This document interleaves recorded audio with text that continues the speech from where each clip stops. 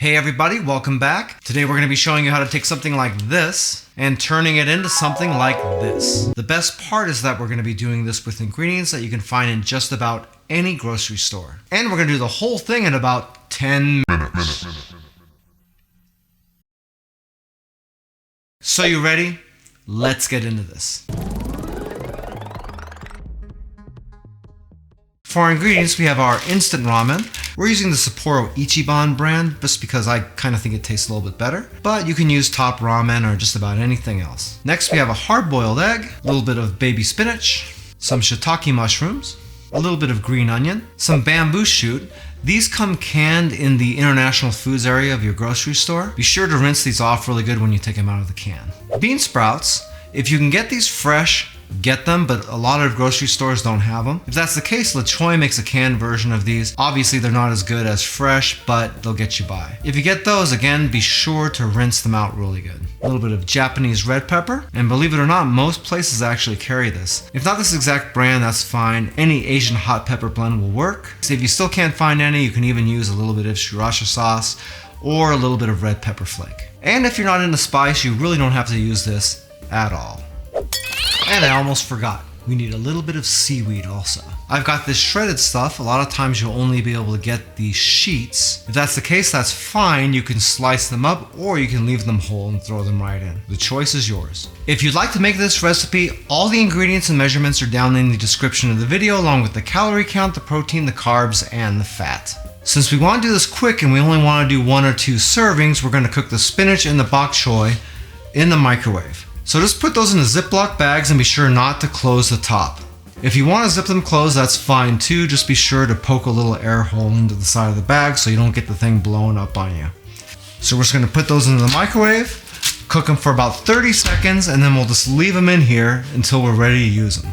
We're going to want to set our range to about a medium high, and we're going to want to boil 2 cups of water, give or take, just kind of depending on the brand of the ramen that we're using. I like the soup portion pretty strong, so I'm going to put as little water as I can, but remember, you still need to have enough in there to cook the pasta. Once you get your water boiling, we can add in our noodles. We're going to let these cook in here for about 3 minutes, unless you like your pasta really al dente, in which case you'll pull that out a little bit sooner. And you're going to want to stir this around a little bit, just to sort of break this up a little bit so it cooks evenly. Don't go crazy with that and tearing your pasta apart or anything, but you know the drill.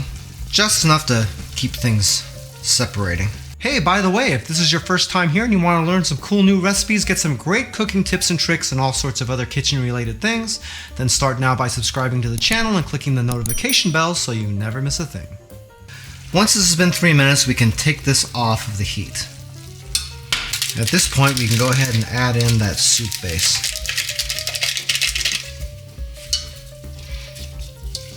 Once you got that mixed in really good, we'll be ready to plate.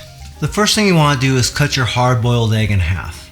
Normally with ramen, you're going to use a soft-boiled egg, and if you get it in a noodle shop, you're going to be getting a marinated soft-boiled egg. That's why it turns out a little bit brown on the outside. However, we're working with stuff that just comes in your regular grocery store, and you're not going to find those things there, but you will find these. So that's what we're using, and let's go ahead and set these aside.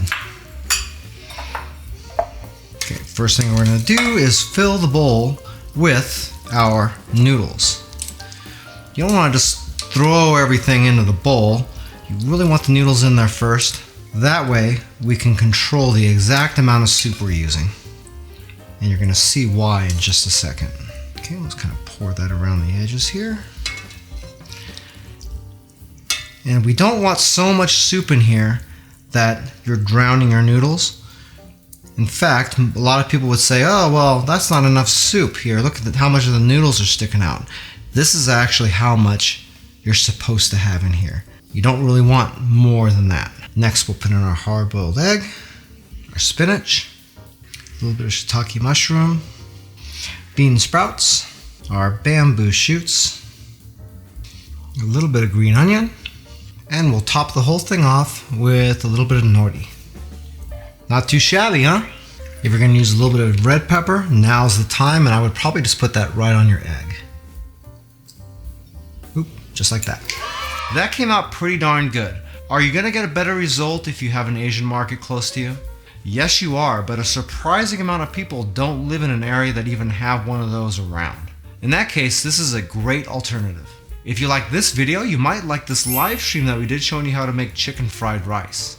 We go through all the steps and make it really easy for you to follow. That's it for now. Hope to see you again really soon, and I hope you have a phenomenal day. Take it easy.